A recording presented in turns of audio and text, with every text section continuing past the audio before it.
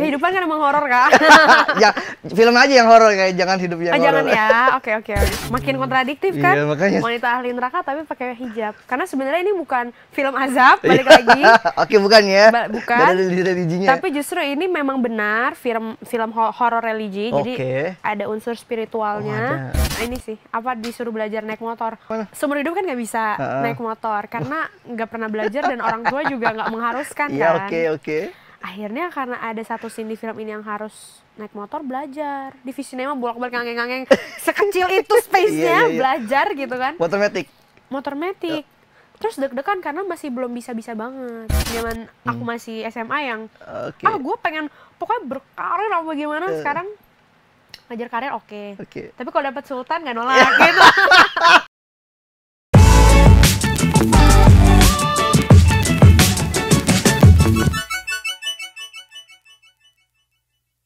Halo Tribuners, balik lagi di konten si paling seleb sama gue Bayu Indra Permana. Jadi di depan gue ini udah ada cast dari film horor Wanita Ahli Neraka, bener nggak? Bener kan? Ada Asyira Zamita, sama datang. Thank you Kak Bayu, ketemu lagi. Bawa film horor lagi. Emang demen banget kayak film horor nih Asyira nih. Kehidupan kan emang horor, Kak. Ya, film aja yang horor, kayak jangan hidup yang horor. Jangan ya, oke.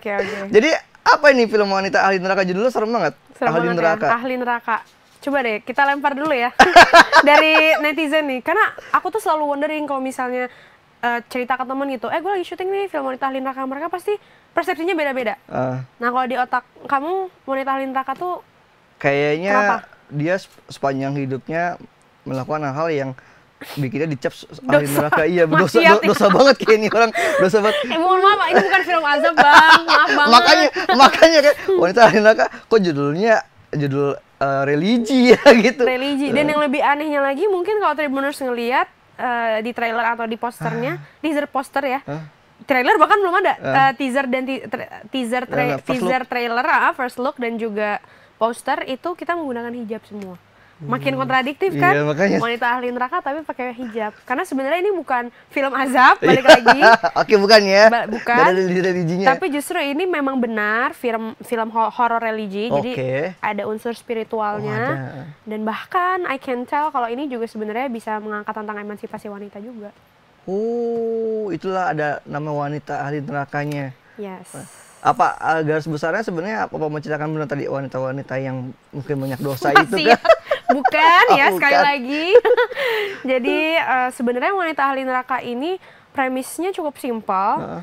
Kita tuh adalah santriwati. Oh, santri. Betul, aku sebagai Dina. Terus pemeran utamanya itu namanya Mbak Farah, diperankannya oleh Feby Rastanti.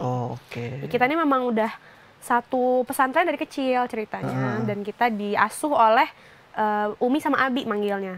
Mbak Elma Teana. Umi itu Elma Teana sama abinya Alfi Alfandi. Nah itu seru tuh syutingnya karena kan beliau bisa dibilang ustadz beneran kan, memang ngerti agama. Jadi kita juga dapat banyak insight. Setiap reading juga seru gitu. Jadi ketika kita lagi proses reading, jujur aja kita bisa benar-benar memperhitungkan gitu loh kayak kenapa ini bisa muncul term Wanita Ahli Neraka, kenapa bisa jadi judul, karena sebenarnya disebut ahli neraka itu karena kita kan sebagai wanita tuh kadang suka mikir ya, kok kita diajarin di agama Islam katanya wanita itu lebih banyak yang masuk neraka gitu.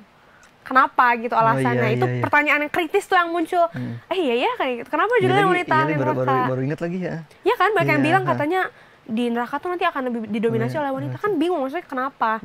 Dan bahkan wanita-wanita yang berhijab dan paham agama pun bisa masuk neraka. Ternyata salah satu alasannya bisa jadi karena mereka durhaka kepada suami. Ini sebenarnya garis besar dari si film Wanita Ahli Neraka itu. Jadi Mbak Farah ini kan dia berusaha untuk mencari surga. Salah satunya yang termudah itu ya, dan termudah dan kebetulan ada di depan mata nih. Dan dia memang ada cita-cita pengen bangun keluarga. Yaudah deh, dengan berkeluarga nurut sama suami, tapi ternyata dia ngincer surga, takut neraka, pernikahan dia malah jadi neraka buat dia. Kayak deket banget gitu sama cerita-cerita orang-orang yang mungkin berumah tangga gitu kayak. Betul, dan kalau kita look back ya di beberapa bulan ke belakang, maaf banget sebenarnya isu ini lagi lumayan relate nggak sih? Dengan beberapa kasus-kasus yang lagi viral gitu, kayak perempuan-perempuan yang dia udah benar-benar mengabdi sama suaminya tapi suaminya zolim sama dia gitu. Dan mungkin sebagian dari mereka juga nggak mau kabur dari toxic relationship itu karena ya takut kayak aduh tapi kan kalau dalam Islam kita harus nurut sama suami, kita harus mengerti kondisi suami, tapi kan ada batasannya juga ya. Iya. Gitu. Kalau sampai suaminya udah gitu, itu nanti ada di filmnya. Itu inti ceritanya. Jadi yang bermasalah suami atau istrinya di sini? Ya, nonton aja. Masih aman dia guys. Di sini Cila sebagai Dina namanya. Nah, Dina itu apakah dia juga ikut memiliki suami kah? Atau mungkin siapa dia? Apa suaminya sama loh? Jadi banget. Jadi drama. Oh, jadi Nokta Merah part 2 dong? Enggak dong. Mas Oka yang jadi. Mas Oka iya. Tampar Mas gitu. Tapi edisi pesantren. Enggak gitu dong, enggak gitu. Sebenarnya aku itu ceritanya cuman jadi teman pesantrennya Kak Feby aja. Jadi aku bisa dibilang adik lah. Sebenarnya bukan adik kandung gitu, cuman kita udah dari lahir bareng gitu kan, kita diadopsi. Jadi ya udah bener-bener kayak keluarga banget. Nah, apa peran aku di sini? Jadi peran aku di sini itu sebenarnya sebagai netizen. Gimana tuh jadinya? Jadi karakter Dina ini adalah, ini menurut aku menarik ya, karena di film horor jarang ada satu karakter yang melakukan hal-hal yang penonton tuh pengen lakuin gitu. Misal kalau misalnya Kak Feby udah kelihatan, loh kok si Mbak Farah ini mau ya diginiin, kok dia begini tapi dia nggak sadar ya kalau dia di posisi ini. Si Dina karakternya adalah sebagai yang, Mbak kenapa? Are you okay? Mbak kayaknya jangan deh, dia kayaknya gini nih gitu. Menyuarakan isi hati penonton. Bahkan si sutradaranya namanya Om Echa, Farshad Lacuba, dia tuh sempat bilang Dina itu kayak kacamatanya penonton. Jadi dia yang melihat pertama kali tanda-tanda kok ini ada keanehan ya. Dia yang jadi saksi mata pertama kali Mbak Farah itu mengalami keanehan-keanehan di rumah tangganya dia. Yang akhirnya nanti berujung goib gitu. Itu kan berarti paling nggak udah bisa harus menebak apa yang dipikir penonton. Keren juga bisa dibawa ke karakter. Makanya aku juga pas baca loh, ini beneran gitu. Terus ada beberapa scene juga yang sempat kita rework kan. Tadinya tuh mau bener-bener blunt banget yang literally kayak I'm the hero gitu. Cuma kita bikin lebih manusiawi lagi. Karena terlepas dari si Dina ini rebel, dia kan rebel ya. Termasuk rebel. Sangat berbeda dengan karakter Farah yang dia manut dan nurut banget sama suami. Kalau si Dina ini secara background karakter, let's say dia tuh lumayan cultured lah. Dia suka nonton entertainment juga, jadi update banget ya dia. Update, jadi dia nggak dan dia mungkin ngerti juga tentang feminisme gitu. Sementara si Farah ini kan yang closed book, aku religius gitu. Cuma tahu hal-hal yang diajarkan. Pas banget ketemunya begitu. Di komen-komen. Yang di mana sebenarnya relate juga kan. Mbak nggak jangan gitu loh Mbak. Sekarang tuh cewek bisa kayak begini, yang kayak gitu-gitu kan. Gila, ini penulisnya ya. Co-writer Mbak Lele ini. Karena kan biasanya yang update ketemu sama yang bisa bilang nerd kan, konservatif banget. Konservatif kan dia diceramahin. Di sini bentroknya yang kayak udahlah nggak boleh seuzon gitu kan. Sementara kitanya yang loh ini bukan seuzon loh, ini tuh kita gitu. Oke. Ya kan, jadi menarik sih menurut aku karakternya. Jadi si Dina ini banyak dramanya sama Farah ini. Betul, jadi memang kita ini adalah birds of a feather berdua ini. Jadi emang stick together banget dan sebenarnya aku rasa ada banyak faktor juga sih kenapa Dina ini akhirnya se-effort itu dan sacrifice banget lah semuanya buat Farah, karena dia kan setelah Farah keluar dari pesantren dia kan jadi yang tertua gitu dan bisa dibilang dia jadi nggak punya sosok panutan lagi. Dia juga mungkin kangen sama si mbaknya itu. Kehilangan mbak lah ya gitu. Kehilangan mbaknya itu. Terus tiba-tiba mbaknya masuk ke toxic relationship, ya gimana sih perasaannya? Iyalah, woi drama-drama gitu. Adik-adikan nih. Iya, drama apa ada ini ya kalau bahasa zaman sekarang apa coba? Girlhood. Nyangin brotherhood ya. Bukan dong, kalau brotherhood beda. Bedanya apa? Brotherhood tempat kan? Oh iya sih, tapi kok gue tahu ya? Maaf ya, saya bukan ahli surga. Ya Allah, kesannya kayak. Tapi arahnya nggak ketahuan sebetulnya. Kirain dijebak loh, maaf banget netizen. Astagfirullah ya Allah.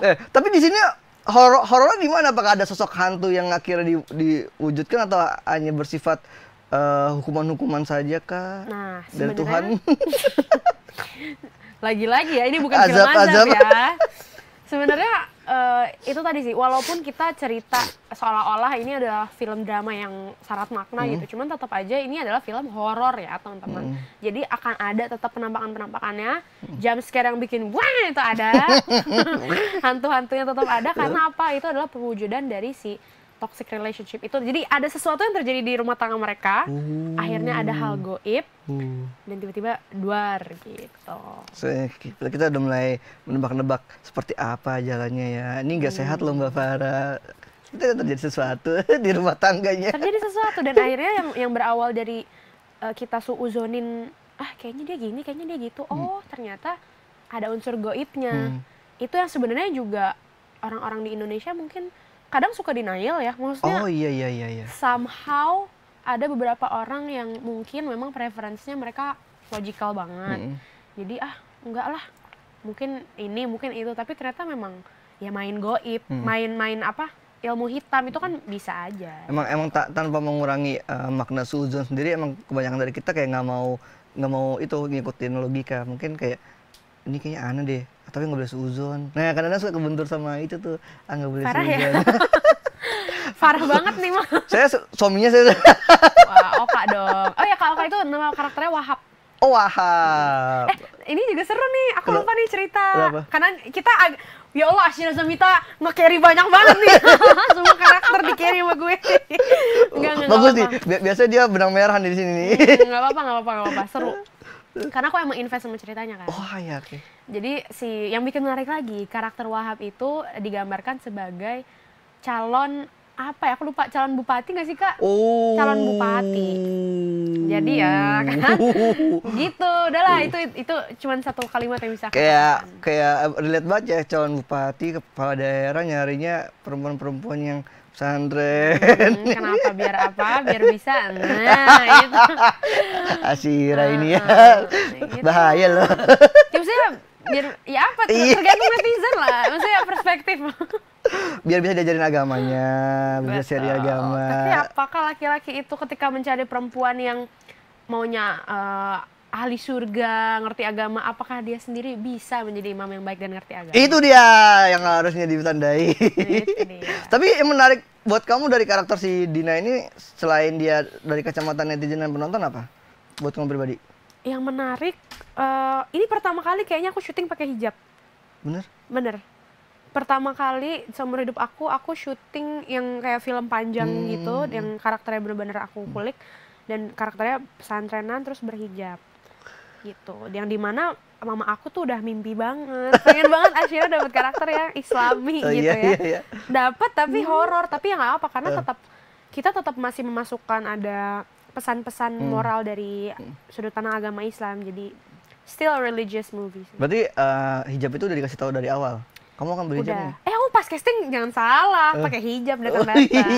Seru banget. Terus gimana rasanya? Rasanya langsung berubah sih, jadi orang yang berbeda.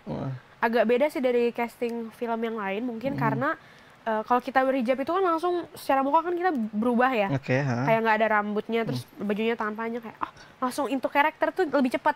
Kalau udah pakai setelan Dina tuh langsung Dina gitu. Emang kalau yang nyirin banget setelan Dina selain hijab apa? Dia emang bajunya yang mungkin flanelan panjang gitu kayak. Iya bener. Dia bajunya literally stereotypical pesantren yang bisa dibilang agak-agak di daerah lah. Denurul gitu, masih tahu istilah denurul nggak? Waktu itu sempat di encourage-nya mau jadi denurul, cuman nggak jadi karena ceritanya pesantrennya ini lumayan old school, jadi benar-benar pesantren yang bajunya baju kurung gitu. Sama kurang seblak aja kali kalau mau jadi denurul. Tapi benar-benar aku ini sih disuruh belajar naik motor. Itu another fun fact. Baru bisa apa gimana? Seumur hidup kan nggak bisa naik motor karena nggak pernah belajar dan orang tua juga nggak mengharuskan kan. Iya oke. Akhirnya karena ada satu scene di film ini yang harus naik motor, belajar. Di Visinema bolak-balik ngangeng-ngangeng sekecil itu space-nya, belajar gitu kan. Motor metik. Terus deg-degan karena masih belum bisa-bisa banget. Sampai akhirnya pas syuting ya bisa sengeng gitu doang. Cuman karena bawa Umi ternyata berat. Orang lagi. Nggak sendiri. Jadi akhirnya di stand ini. Pas bagian motornya melenggang doang. Jalannya. Tapi nggak tahu sih itu diambil apa, di-cut ya. Semoga di-cut ya. Karena saya malu loh kalau kelihatan. Tapi Akhirnya bisa nggak sekarang? Apa masih ngedrek-dek gitu? Nggak bisa.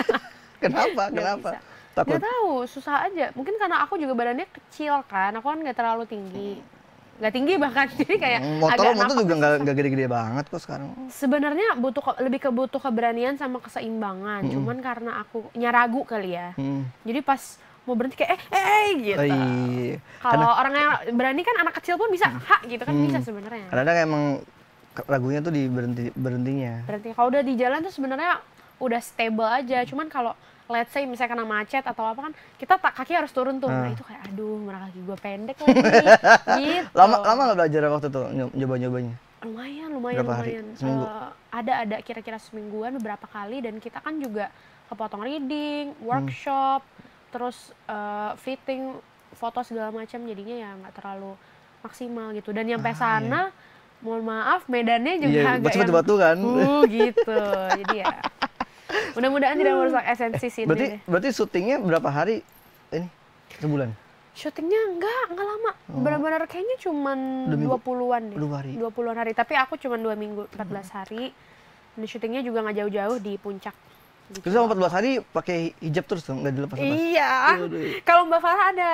Kalau Mbak Farah kan scene di rumah dia ada yang tidak pakai hijab gitu. Dan itu juga sebenarnya ada alasan kenapa dia dibikinnya rambut panjang. Jadi awalnya Cafe B itu rambut pendek. Masih rambut pendek datang reading. Cuman karena nanti kalian nonton ya. Alasannya apa? Terus kayak kayaknya Farah ini di otak aku rambutnya panjang, kata sutradaranya gitu. Akhirnya dia extension rambut. Terus memang kelihatan jadi lebih dapat sih Farahnya. Jadi ini ya, dia tipikal istri-istri yang lugu, nurut, manut gitu kayaknya. Ya nggak sih? Mantap. Boleh juga nih skill nebak-nebak dari first look-nya. Trailernya aja baru rilis. Kita nggak ada ceritanya dari spill. Oh jangan gini. Oke. Tapi gimana? Apa ekspektasi kamu kalau film horor religi itu apa? Ya pengen tahu aja sih. Akan ada mungkin kesinambungan sama entah mungkin ayat atau mungkin hal-hal yang berhubungan dengan stigma-stigma di dalam keagamaan. Iya, pasti gitu sih. Cuman satu hal yang nggak mau kita lupain sebenarnya, somehow sehoror-horornya film ini karena kita membawa ajaran agama gitu, tetap kita mau bawa pesan-pesan yang positif juga. Nah itu sih sebenarnya kayak kalau dari sejauh ini ceritain kayaknya emang semuanya tuh kayak jadi pengingat buat perempuan-perempuan zaman sekarang, karena yang ngasih sekarang tuh trennya di sosial media tuh istri tuh bilang kita nggak mau ini, nggak mau itu, padahal di situ semua ladang pahalanya seorang perempuan dan istri. Sumpah kayaknya ini bahkan sempat ada di dialog deh. Ya, ada itu. Sempat itu lagi tren sebenarnya belakangan ini karena nggak mendeskripsikan perempuannya, cuman yang generasi sekarang yang ini juga jadi pro kontra di sosial media kayak gitu. Jadi nggak mau bikinin makan suami, nggak mau beres-beres rumah, nggak mau nyiapin sarapan, nggak bikin bekal karena takut dijadiin pembantu. Padahal dalam agama kan kalau misalkan di Islam ya, kalau di Islam itu ladang pahalanya gede banget. Betul. Ngasih makan suami itu gede banget. Itu literally ada di otaknya Farah. Dia cuma pengen mengabdi kepada suami. But what happens kalau suaminya yang zalim? Itu dia. Makanya disadarkan oleh Dina. Makanya adalah film Wanita Ahli Neraka ini gitu. Dan apa namanya, nanti di beberapa bagian itu bakal dijelasin juga sih, maksudnya literally ada dialog gitu yang ngomongin tentang wanita ahli neraka tuh akan dijelasin. Jadi nggak secara yang implisit gitu, lu mikir sendiri gitu, enggak. Kita tuh sebenarnya lumayan jelas sih pesan-pesan di film. Tapi kan emang kalau ngomongin religi kayak emang harus disampaikan secara clear ya, supaya nggak multitafsir. Setuju. Iya, karena kalau multitafsir orang nangkepnya, kok malah begini, ntar jadi salah sangka. Bener kalau emang harus diceritakan secara baik dan detail dan jelas. Iya, karena aku juga pernah kan misalnya beberapa kali nonton film gitu yang, apalagi yang misalnya ada unsur agamanya, terus pesan yang aku tangkap jadinya lain gitu, jadinya beda.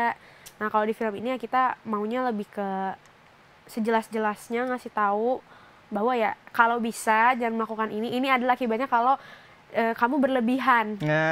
Berlebihan dalam segala hal. Misalnya dia pengen mengabdi, tapi kan semua hal juga ada terms and conditions. Ketika udah ada di kondisi yang seperti ini, ya kamu juga boleh kok untuk begini. Tapi Sila sendiri selama film ini jadi dapat pandangan jadi seorang istri yang religi apa enggak kan belum menikah juga kan, mungkin dia persiapan. Aduh sangat lagi. Kebetulan aku sama Kak Feby dua-duanya belum menikah kan.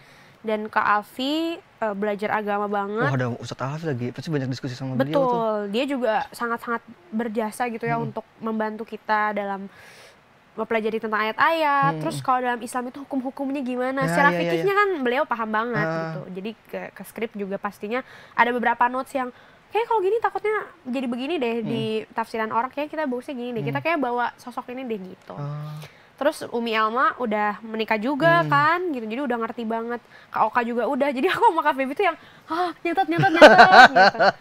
Kita jadi setiap reading tuh bisa dibilang kuliah keagamaan ya. Seru banget. Itu bagus tuh, positif kayak gitu tuh. Positif. Karena akhirnya jadi dapat banyak perspektif tentang menjadi istri. Dan di film Wanita Ahli Neraka ini kan bukan tentang jadi istri doang ya, tapi bagaimana hukum rumah tangga. Oh, itu tuh yang jarang dibahas tuh. Dan Dina sebagai orang luar itu mencampuri rumah tangga orang lain gimana sih? Itu tuh batasan-batasannya, tapi ada certain things yang bukan masalah nyampurin, tapi masalah helping. Nah, itu kan kita kadang suka. Oh iya, suka beririsan ya, bingung ya mau ngebantu tapi mau ikut campur tuh kadang beda tipis. Kayak mau ngebantu tapi terlalu ngurusin, terlalu ngatur. Kok lu ngatur-ngatur rumah tangga gue kadang suka ada begitu. Jadi kadang ya itu sebenarnya kita lumayan bahas juga sih di belakang layar gitu. Emang iya ya Kak Alfi gitu. Jadi akhirnya dia bahas. Oke, hal-hal yang akhirnya baru kamu tahu tentang kehidupan sebuah rumah tangga yang Islami banget atau yang religi banget dari film ini apa nih? Atau dari diskusi sama Ustadz Alfi? Yang akhirnya kamu kayak tahu banget, jadi ngelotok banget nih hari ini. Pegang banget. Yang aku benar-benar pahami adalah memang menikah itu sebagian dari ibadah itu benar. Karena ujiannya juga berat banget. Iya. Jadi ganjarannya besar, memang ganjarannya surga gitu. Tapi permasalahan yang harus kita overcome juga ternyata besar gitu dan nggak mudah. Dan yang seperti tadi, kayak sebagai istri ada banyak kewajiban-kewajiban yang harus kita penuhi, yang harus kita lakukan.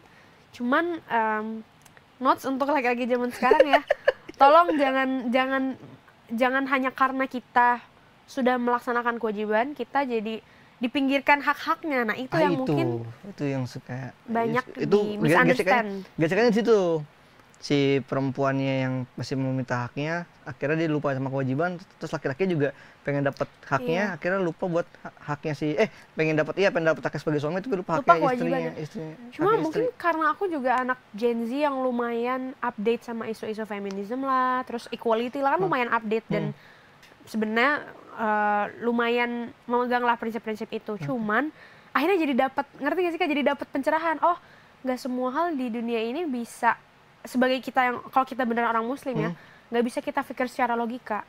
Kalau dalam agama udah ada lo harus gini ya, lo harus nurut, lo harus menjadi kodrat wanita seutuhnya. Nah, kadang kan kita perempuan ya egois ya, yang kayak di internet itu kayak ngapain gua? Kadang-kadang gua nggak harus bisa masak kok, misal gitu. Pikirannya kayak nggak boleh kerja sama harus ngurus rumah kan kadang-kadang jadi gesekan lagi tuh. Betul. Kayak kenapa sih kita kan bebas, kita freedom, my own money. Tapi ternyata kalau kita emang orang yang benar-benar pengen beriman, itu fikih-fikihnya dalam agama udah ada dan memang harus diikutin gitu. For the good. Tapi itu bakal dijelasin di film ini juga tuh sedetail itu atau enggak sedetail itu sih sebenarnya. Cuma kita drama-dramanya aja ya. Cuma kita diskusi di balik layarnya sedalam itu. Seru banget pasti itu. Seru banget. Pasti bikin tebel karakter tuh biasanya tuh. Bikin tebel karakter dan apalagi Kak Oka kan juga setahu aku dia kayak bukan agama Islam deh. Jadi kayak dia jadi mengetahui gitu. Dia jadi penasaran gitu, sebenarnya ini kayak gimana sih? Ditambah lagi karakter dia yang juga calon bupati, terus banyak sekali layer di sini. Itu bisa jadi bahan banget tuh buat netizen tuh ngebully tuh. Suaminya nggak ideal, terus calon lagi kan. Tapi sebenarnya ya, Kak Oka pun pas saat reading, dia selalu bilang, aku tuh nggak mau bikin karakter Wahab ini jadi one dimensional gitu. Let's say kayak, dia misalnya kurang baik, dia baik, nggak mau. Pokoknya harus ada sebab akibat, kenapa dia bisa seperti ini gitu. Karena kan even karakter kayak Joker juga kan, orang tahu reason dia jadi Joker kenapa. Jadi akhirnya dia mencari tahu juga silsilah keluarga Wahab tuh kenapa. Dia bapaknya gimana sih, apa yang bikin dia jadi gini, begitupun dengan karakter yang lain. belajar banyak diskusi sama Ustadz Alfi soal pernikahan sama main di film ini, kamu jadi ngerubah pandangan kamu soal menikah nggak? Apa kira jadi kamu takut gue nikah, jadi takut gini? Selalu takut mah udah sih. Udah selalu takut. Apalagi ada film ini, aduh, nauzubillah, amin gitu. Jadi takut makin jadi takut. Takut jadi ahli neraka. Takut jadi ahli neraka. Kalau nggak ahli nerakanya di neraka, takutnya di dunia. Aduh, Amit-amit, amit dalik. Maksudnya kita nggak tahu kan. Apa yang bikin kamu jadi makin tambah takut?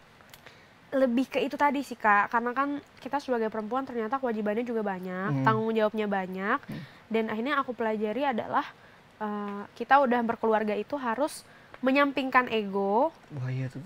tapi logika juga harus tetap jalan gitu.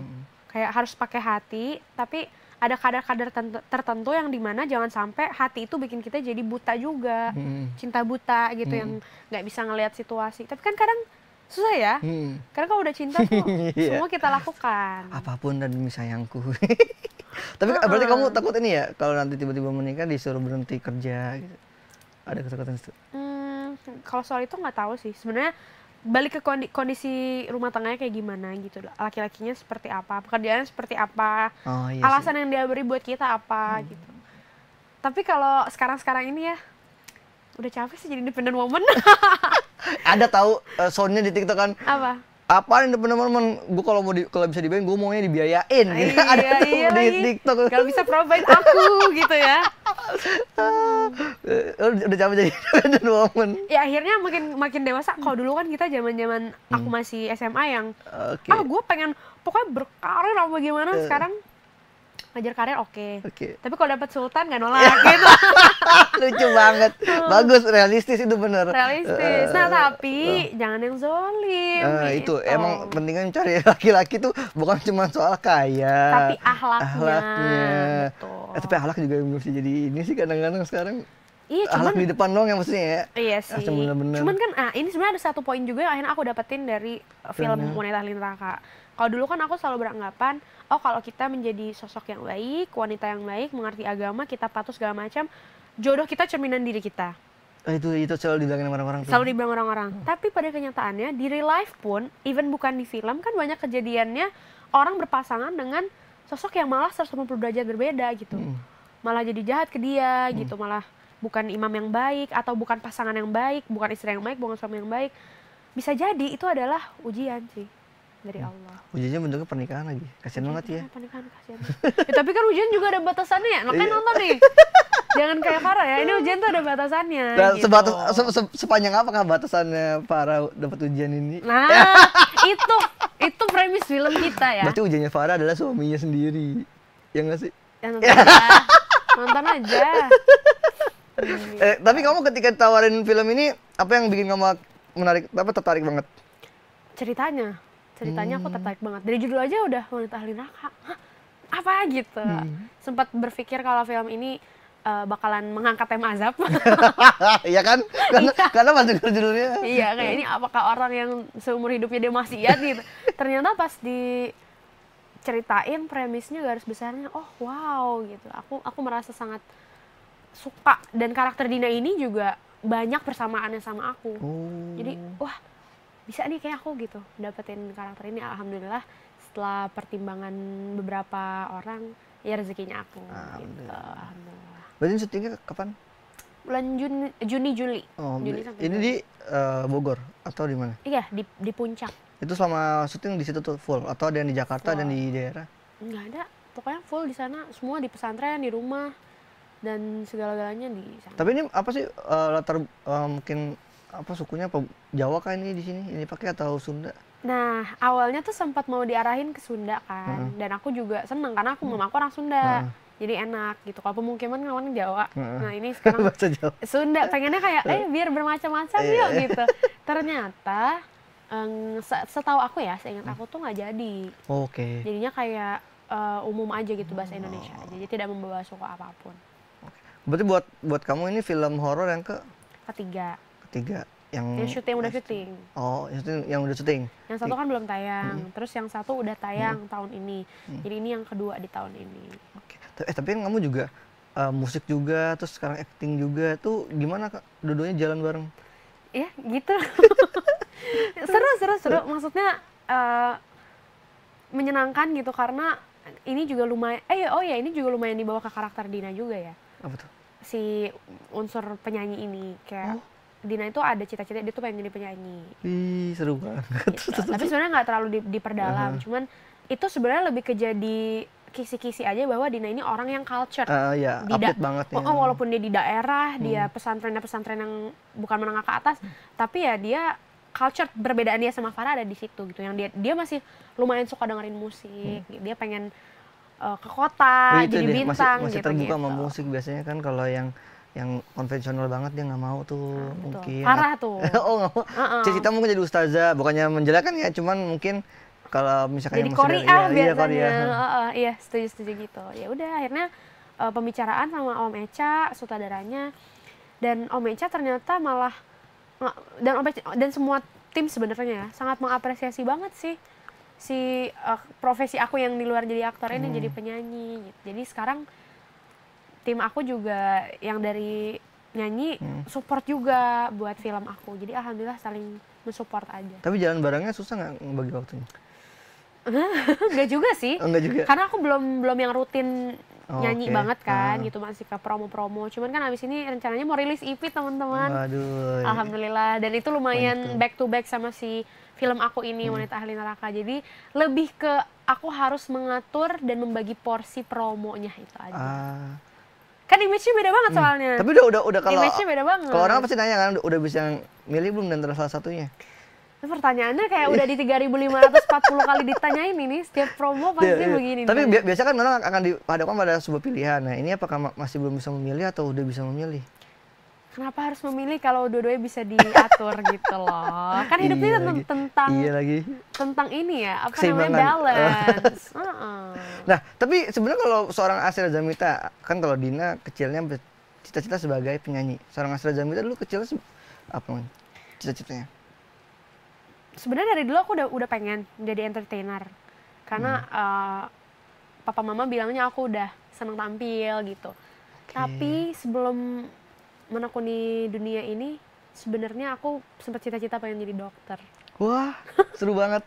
Tapi nggak jadi. Nggak jadi kenapa?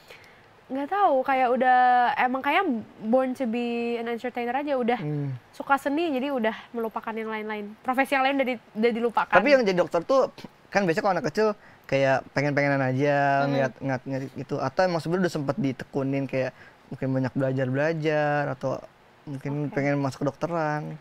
Nggak ada sih, belum pernah ditekunin. Tapi lebih ke arah aku punya cita-cita yang mulia aja sih, pengen nyembuhin orang gitu pas masih kecil. Kalau sekarang hibur aja. Jadi cewek-cewek penghibur netizen gitu. Bagus istilahnya cewek-cewek penghibur. In a good way. Tapi kalau kata orang tuh berani tampil tuh udah artian apa emang di lingkup keluarga suka tiba-tiba berani nyanyi atau suka kayak pura-pura atau berakting dari kecil atau gimana?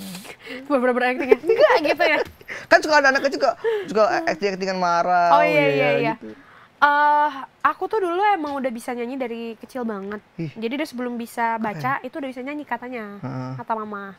Dan dulu akhirnya karena aku memang minta ke orang tua aku, kan orang biasanya suka ada stigma kalau kayak aku nih yang udah berkarya dari kecil, misalnya kayak dieksploitasi lah, atau used by their parents. Nah kalau aku tuh nggak pernah Kak, karena emang aku yang minta, aku pengen syuting, aku pengen lomba, aku pengen nyanyi gitu. Udah mulai bisa nyanyi dari umur? Aku tuh udah ikutan playgroup nyanyi, jadi kayak belajar not balok, nada-nada dan lagu tuh dari umur 4 tahun. Aduh, umur 4. Gue pas sekarang aja masih belum bisa baca gitu-gitu tau. Sekarang juga udah lupa baca not balok. Tapi emang keluarga musisi atau gimana? Enggak, cuman papa ada bakat seni, tapi itu juga nggak disalurin juga. Nah, nurunnya ke aku jadinya. Mulai ketemu bakat acting di umur? Sama, barengan di umur 4 tahun itu. Kan aku Cinta Fitri 4,5 tahun. 2007 4,5 tahun? Iya, aku 2002 kan lahirnya. Jadi umur tahun 2006-an itu aku sempat iklan. Iklan-iklan, terus dapat rezeki dari Cinta Fitri itu, ya udah habis itu lanjut sampai sekarang alhamdulillah. Tapi sempat vakum kan pas SMP. Terus akhirnya mulai lagi SMA atau? Mulai lagi SMA sebagai penyanyi Ashira Zamita. Oke. Dulu punya single kan, Ku Cinta Nanti judulnya, terus udah off air gitu. Nah disitulah manusia tidak pernah puas. Aku pengen deh acting lagi gitu, pengen deh main film. Nah seumur hidup tuh belum pernah main film. Oke dong. Biasanya sinetron, FTV, iklan gitu. Terus pas SMA nyoba casting film, gak keterima mulu. Wah pokoknya inilah banyak dapet penolakannya. Pertama kali casting film, aku aja masih inget sampai sekarang filmnya apa. Nggak usah di-spill. Terus itu castingnya kayak sampai berapa kali take ya? Dan itu tuh aku sempet bukan dimarahin sih, lebih ke dijudge juga. Kamu tuh actingnya masih sinetron banget ya, ini tuh kamu harusnya membayangkan dong kalau sini kayak sempet ngedown gitu. Itu actingnya apa? Acting marah, nangis atau gimana? Acting, nah susah karena kalau acting marah kan full energy, acting nangis juga bener-bener full emosi. Tapi ini actingnya jadi cewek-cewek yang annoying gitu, yang centil-centil, tapi nggak boleh berlebihan centilnya. Buat aku yang baru pertama kali casting film susah kan, gitu. Karena karakter yang di tengah-tengah gitu malah sebenarnya nggak gampang. Tapi kenapa? Padahal kalau aku lihat yang dari sinetron dan film tuh aktor malah kadang bagus tau sekarang. Betul, kayak Kak Feby ya jujur menurut aku dia tuh ada privilege sih dari dia menjadi pemain sinetron, dia build emosi cepet banget. Itu tuh yang masih buat aku sebagai penulis suka orang ada stigma mungkin di industri ya kayak ini dari sinetron. Emang kenapa kalau di sinetron biasanya lebih bagus aktingnya malah lebih dapet. Cuman emang kadang-kadang dapet filmnya aja yang agak kurang mungkin penggarapannya. Sebenarnya kan aku selalu diajarin ya sama acting coaches aku dimanapun berada siapapun orangnya pasti mereka selalu bilang kalau acting itu di dunia ini sama aja. Iya. Mau di film, mau di televisi ataupun di YouTube gitu, itu semua tetap acting, cuman kan medianya yang beda-beda. Nah cuma mungkin kadarnya yang harus kita naikin atau turunin. Iya. Gitu. Nah pas pertama kali ditolak itu gimana, langsung ngedrop nggak? Nggak mau lagi mau dunia acting. Gitu. Lebih ke nggak nyangka bisa main film sih. Parah banget tadi. Lebih ke nggak nyangka sampai sekarang berdetik ini nggak nyangka aku bisa main film. Dan nah di sini juga kan akhirnya dapat role yang lumayan penting gitu ya, di film horor dapat role lumayan penting. Terus juga ya itu tadi berhijab dan range emosinya juga lumayan kayak ada bubblingnya kan. Terus habis itu tiba-tiba gitu. Terus ya kalau aku looking back dari casting pertama kali itu ya I'm glad that I didn't quit sih. Kayak aku coba lagi. Apa yang akhirnya bikin kamu kayak mau terus deh nggak kayak masih mau coba terus nggak mau menyerah, padahal kan udah ada karir nyanyi juga. Karena aku masih tetap cinta sih kayak sama acting, masih ada passion di situ. Masih penasaran juga nggak? Masih penasaran, masih ada passion dan aku merasa aku belum se-qualified itu sebenarnya.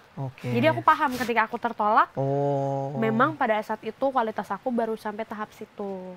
Menerima lah ya, maksudnya nggak coba denial kayak padahal gue bisa kok, ini mungkin nggak marah ya gitu. Akhirnya yang aku lakuin aku coba kelas-kelas acting. Baru pertama kali itu akhirnya belajar, ikutan kelas beberapa kelas, terus setiap reading juga akhirnya serius itu menggunakan metode-metode apapun itu, walaupun akhirnya tetap menemukan metode yang aku bikin sendiri sih gitu, yang udah aku campur-campur, tapi ya cobain dulu aja gitu dari berbagai macam guru. Dan terbukti alhamdulillah gitu, sekarang setiap misalnya casting ya udah nggak yang dipahit-pahitin kayak kemarin lagi. Kalaupun tidak tertolak bukan karena alasan itu. Gitu. Setidaknya udah ada progres. Tapi kan kalau orang kan istilahnya nggak pernah berhenti belajar ya. Nah kalau kamu dari setiap project tuh apa yang akhirnya pelajaran baru yang, hal baru lagi. Yang biasanya didapat tuh gimana sih prosesnya, dari ngobrol sama yang lebih senior kah, atau dari skripnya kah, atau dari apanya? Banget. Aku terutama di project One ini ya. Pertama yang aku pelajarin pastinya belajar agama. Dapat banyak banget insight tentang agama dan tentang berkeluarga gitu, membangun rumah tangga. Yang kedua, aku juga sebenarnya fansnya Kak Oka dan Kak Feby. Aduh seru banget. Kak Oka aku nonton semua filmnya, Kak Feby sinetron aku nonton. Kalau sama Kak Feby kan memang sebenarnya udah pernah ketemu ya. Kalau sama Kak Oka kan baru banget, jadi aku yang aduh gimana ya orangnya gitu, agak takut nggak bakalan get along. Tapi nggak sedingin yang di film itu. Nggak ada dinginnya, anget malah orangnya. warm banget, seru banget. Nah itu akhirnya aku dapat banyak belajar dan bahkan tentang acting pun aku tetap gali terus nanya sampai pada akhirnya Kak Oka sempat ngeluarin aku satu apa ya, omongan Kak Oka dan Kak Komar ya, dia acting coachnya, ngomong satu omongan kayak, Dina gitu, kamu tuh keren loh katanya. Allah kenapa gitu kan, kita mohon maaf belum acting ya, masih reading nih dan kita masih hahehe. Iya karena kamu tuh orangnya kritis dan selalu pengen tahu gitu, selalu pengen tahu terus, dig deeper. Jadi bukan yang misalnya ada dialognya gini, ini dikasih tahu sama saudaranya, oh udah gitu. Aku nggak, aku pasti selalu, masa sih gitu, kok bisa dia ngomong kayak gini tuh kenapa Kak, kalau misalnya acting kakak gitu kok bisa sih gitu. Jadi nanya terus, dan menurut dia itu kunci dari kehidupan di industri ini dan industri apapun sebenarnya ya, harus selalu kritis dan mau tahu terus. Kepo, mau tahu banyak penasarannya. Bukan hidup orang tapi ya, bukan rumah tangga orang. Bukan kayak Dina yang kepo sama ini ya. Tapi lebih ke kepo tentang haus ilmu lah gitu. Oke. Jadi film Wanita Ahli Neraka ini kapan tayangnya? Sebentar lagi, 14 November 2024 di bioskop. Oke, ketika nanti filmnya tayang mungkin Sila bisa kasih tahu ke teman-teman Tribuners akan ada horor apa yang didapetin sama para penonton saat film Wanita Ahli Neraka tayang. Tribuners pastinya bakal mendapatkan horor jump scare-nya. Oh, itu udah pasti ada. Bakalan takut dan yang kedua kalian bakal dapat banyak banget pesan moral menurut aku ya. Especially buat perempuan, buat wanita, tapi laki-laki juga menurut aku harus nonton. Karena kan kita nggak harus dari mencontoh yang baiknya aja, bisa jadi dari pengalaman buruk kita contoh biar nggak jadi kayak gitu. Gitu. Terus unsur-unsur kekeluargaan, persaudaraan, girlhood. Jadi buat para perempuan-perempuan, especially mungkin yang di pesantren-pesantren juga, bisa jadiin ini sebuah tontonan yang bukan cuma fun, bukan cuma entertaining, tapi juga educating dan spiritually masuk ke hati. Mudah-mudahan ya. Oke. Ngomong-ngomong soal pesan moral, Cila termasuk ini nggak sih kayak kalau nonton film tuh dapat banyak pembelajaran, dapat gambaran dari si film itu sendiri? Pasti sih. Kalau aku setiap abis nonton, even filmnya cuman misalnya animasi gitu ya, pasti aku tuh ada gitu yang ngena di hati aku gitu. Pasti aku mendapatkan sesuatu gitu. Especially film-film yang mengangkat tentang ada dramanya gitu. Kayak Wanita Ahli Neraka juga sebenarnya kan nggak full horror ya, dia ada dramanya. Nah di situ kayaknya kalau aku nanti nonton buat pertama kalinya, aku langsung raise awareness aku sih terhadap banyak hal, especially rumah tangga dari sudut pandang Islam. Meskipun belum berumah tangga tapi udah dapat banyak pembelajaran. Masya Allah, tabarakallah. Semoga Cila nggak semakin takut ya. Aduh, aku pegel ya. Abis carry banyak banget nih. Banyak banget yang diceritain sendirian, keren. Ini kalau di PUBG tuh apa? Ada yang apa carry, tuh? kamu main gitu? Aduh, nggak lagi nggak main gitu. Enggak, soalnya ada yang katanya suka apa mau namanya?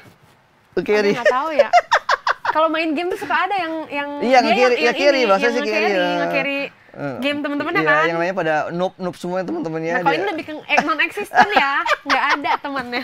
Teman-temannya nggak hadir. Nggak apa-apa. Okay. Tapi selalu menyenangkan lah. Itu dia tadi, jangan lupa buat teman-teman Tribuners, jangan lupa nonton film Wanita Ahli Neraka tanggal 14 November. 14 November, ingatin 14 November di bioskop. Jadi nontonnya di bioskop, jangan di platform-platform bajakan. Terus kemudian nonton aja, jangan main HP. Jangan direkam-rekam, jangan di video-videoin bagian-bagian filmnya, jangan dibajak ya. Pokoknya nonton aja, ajak keluarganya ya. Ini boleh loh diajak nonton sama keluarga. Itu dia. Keluarga, teman, atau calon-calon pacarnya, calon istrinya yang udah mulai serius kayak ini. Aku mau kasih lihat kamu nih tentang rumah tangga dalam sudut pandang horor. Menarik tapi kan? Iya. Kan? Tuh kamu ntar jadi istri jangan kayak gitu ya, gitu. Ntar ada hantunya ntar nih. Thank you buat Sila udah mampir ke tribunnews.com, nomor Sepaling Seleb. Buat teman-teman Tribunnews juga thank you udah nonton konten Sepaling Seleb. Jangan lupa tonton terus konten-konten tribunnews.com lainnya. Sampai jumpa, bye-bye. Bye-bye. Download Tribun X sekarang. Menghadirkan lokal menjadi Indonesia.